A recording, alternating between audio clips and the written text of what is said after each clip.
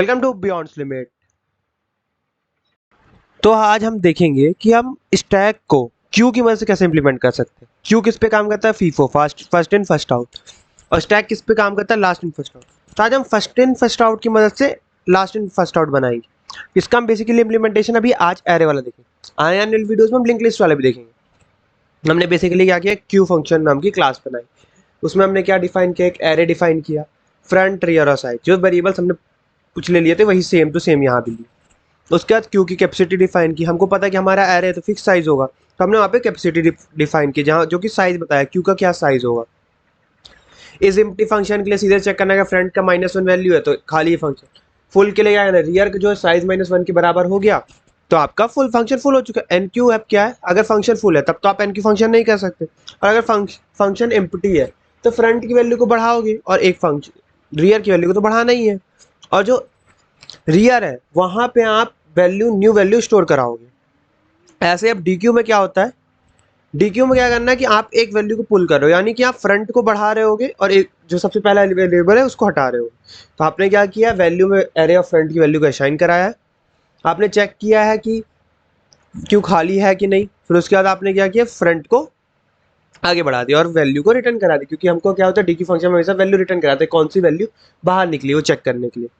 Gate front में क्या करना है, जो भी एरे के फ्रंट के एलिमेंट है उसको हमने कर दिया। उसके बाद क्लियर में क्या किया, हमने एक डिस्ट्रक्टर बनाया क्लियर फंक्शन। क्लियर फंक्शन में क्या किया, हमने फ्रंट और रियर को -1 से इनिशियलाइज कर दिया और क्यू का क्या किया, जो भी एरे बनाया उसको डिलीट कर दिया। फिर हमने स्टैक बनाया। स्टैक में हमने दो क्यू यूज किया, क्योंकि क्यू किस पे काम करता है, फीफो था। फीफो को कॉम्बिनेशन से हमें लीफो बनाना है, ठीक है। और यहाँ पे भी हमने दो चीज लिया, करंट साइज, कैपेसिटी और दो क्यू, जो कि हमारे ऑब्जेक्ट बने हैं क्यू क्लास के। हमने स्टैक का साइज डिफाइन किया, स्टैक की साइज के दोनों क्यू को भी डिफाइन किया, करंट साइज 0 ले लिया। फिर पुश फंक्शन जब भी हमको काम कराना है, तो अगर करंट साइज से बड़ा है कैपेसिटी से तब तो स्टैक ओवरफ्लो हो गई, तो नॉर्मल लॉजिक है। उसके बाद क्यू का एन क्यू कराया, हमने कोई वैल्यू Q2 में पुश करी है, बट हम ऑल एलिमेंट्स को, जो भी एलिमेंट्स हमारे Q1 में है उनको भी Q2 में ले जा रहे हैं।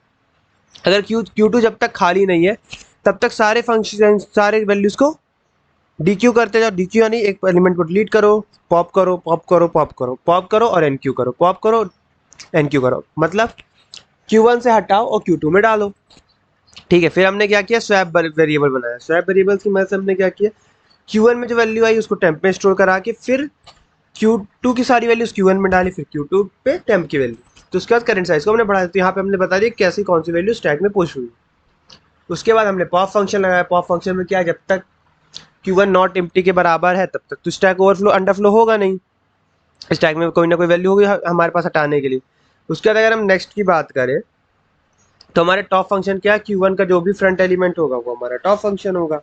उसके बाद देन हम उसके बाद आते हैं खाली। इज एम्प्टी फंक्शन क्या है, Q1 अगर इज एम्प्टी है तो हमारा पूरा फंक्शन इज एम्प्टी है। देन उसके बाद हम करते हैं स्टैक को हमने डिलीट किया था, कि हमको पता है क्योंकि डायनेमिक मेमोरी एलोकेशन होता नहीं है C++ में, तो हमारे को क्या होता है मैनुअली करना पड़ता है। देन हम उसके बाद आते हैं स्टैक बनाया मैंने, उसमें 4 वैल्यू इंसर्ट करे, टॉप एलिमेंट को पॉप पुश अप करके दिखाया। तो अब देखिए आप इसका आउटपुट। तो हम आउटपुट में जैसा कि देख ही पा रहे हैं कि पुश किया हमने 10 20 30 40 को, देखिए मैंने रेसिपी यूज भी किया 10 20 30 40। उसके बाद मैंने क्या किया, एक एलिमेंट को टॉप पॉप किया। तो क्यू होता तो फिर सबसे पहले क्या 10 अंदर आया तो 10 बाहर जाता नहीं, पर 40 बाहर, यानी लास्ट इन फर्स्ट आउट हुआ। फिर मैंने 40 को पॉप किया है, तो फिर उसके बाद टॉप एलिमेंट कौन सा बचा, 30, क्योंकि सबसे ऊपर वाला एलिमेंट पॉप हुआ। तो ये हमने क्यू की मदद से इस ट्रैक को इंप्लीमेंट किया एरे में। आने वाली वीडियो में हम लिंक लिस्ट से भी देखेंगे। आज के लिए इतना ही guys, thank you so much.